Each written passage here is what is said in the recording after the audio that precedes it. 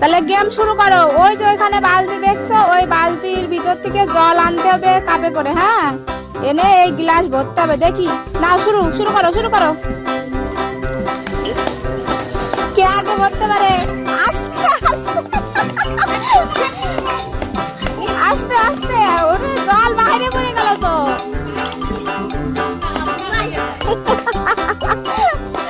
কটটুক করে জল নিয়ে আসতে চাই দেখো। না না, যে আগে গিলাস ভরবে সে হচ্ছে জিতবে।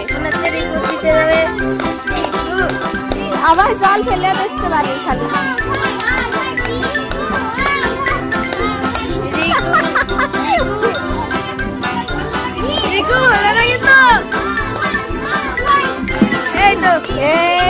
রিকু ফার্স্ট হয়ে গেছে। আবার